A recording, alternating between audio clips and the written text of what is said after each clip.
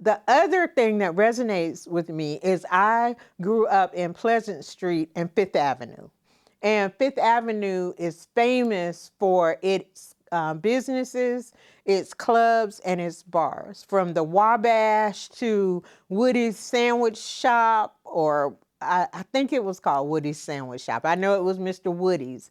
That was right up the street from us, as well as the Sunset Strip and Fletcher's. And so I could always hear music coming from the club and from the bar.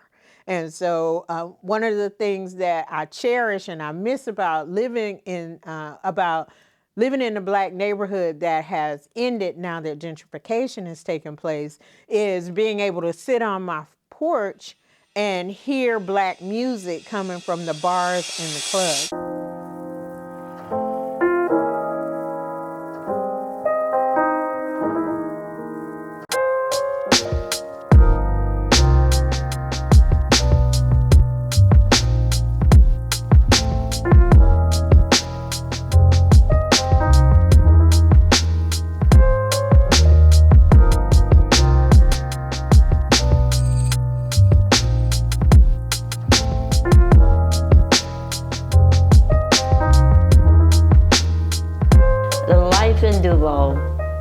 Coming from a big city in like San Francisco, it was hard because you had just 2 houses you could look at, outside bathrooms. It was pretty hard, but I lived with it. And finally, his grandmother bought us a home on 25th Street. Okay. Then we became the first, second, third couples. There was no houses up there, no apartment, anything. We're back in the woods again. And I remember my mother-in-law used to walk me down the street, and behind 8th Avenue, all the way in the back, there was like a church, the Church of Shield and the church was coming there. And she used to show me where Black people would lynch back up in there.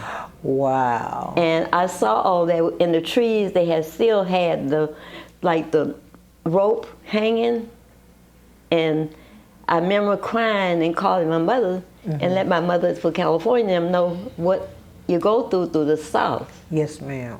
I kept my kids close by me, and every morning we would sit on the porch because they wasn't ready for school, and let them see what was going on, the birds and all that different stuff. It wasn't a bad life, but it was a different life. Yes, ma'am. That you never had seen before.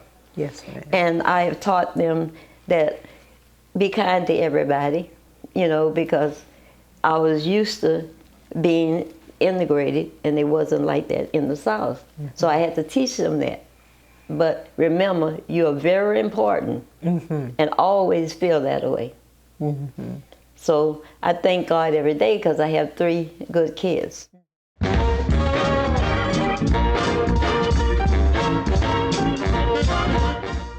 Tell me, what do you miss about the old Porters?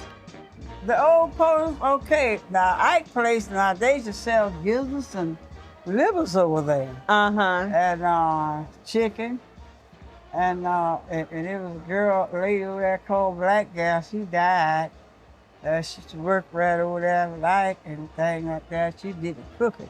And she could cook some good livers and gizzards. I used to go over there and get some and come back here to the house and things like that. And, I miss that, Now, where was Ike? Ike was right there. Okay. Where he got them houses built right over there. Now, people went there and juked in the pool hall because my husband, he ran the pool hall there. But he's dead and gone now. And they used to juke all night long. Just juke. There was another place called a club somewhere. What club? Where they had something they had there one time. But people used to go and juke there. At the Cotton Club? Yeah, the Cotton Club. Yes, ma'am. Boy, they used to boogie there. Boy, I know a lady, she dead and gone now. She said you should go to the Cotton Club and boogie. Oh, okay. But she's gone now.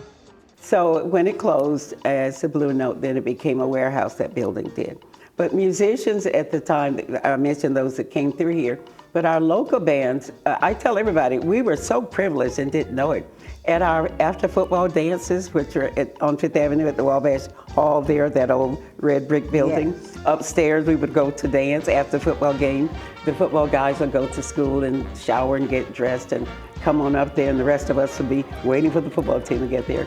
But we had a live band playing every time. It was just great.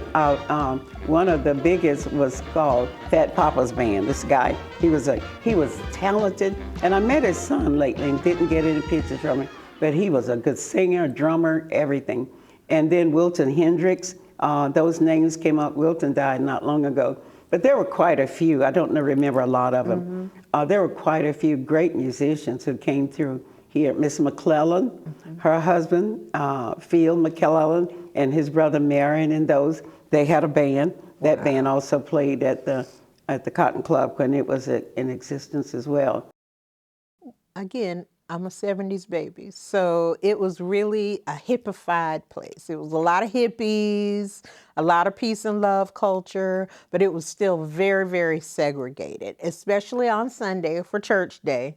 White people went to their church, and in my neighborhood in Pleasant Street, we had 101 churches on every corner, and the black people went to their church. So it was quite segregated, but when people got together was for music.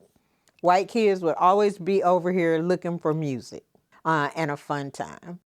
And I want to, in transparency, say that you are my husband.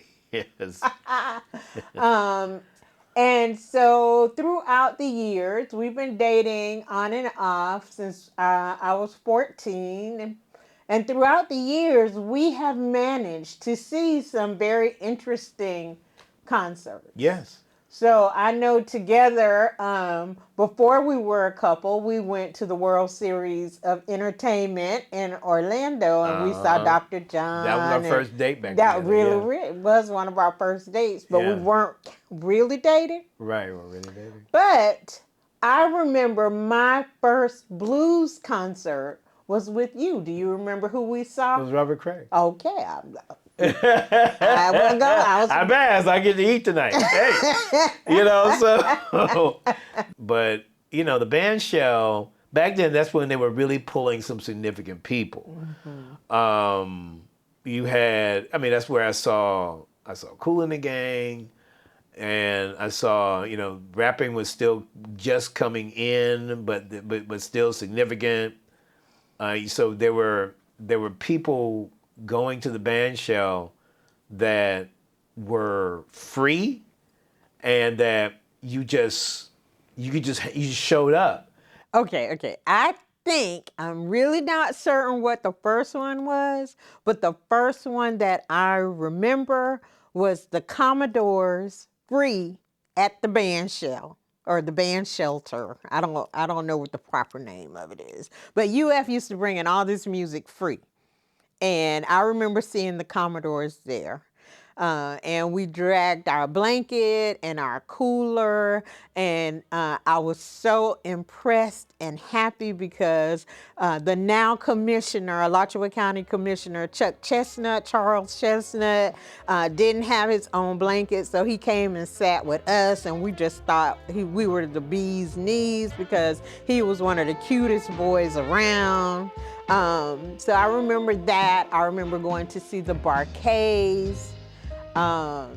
And then all of the reggae.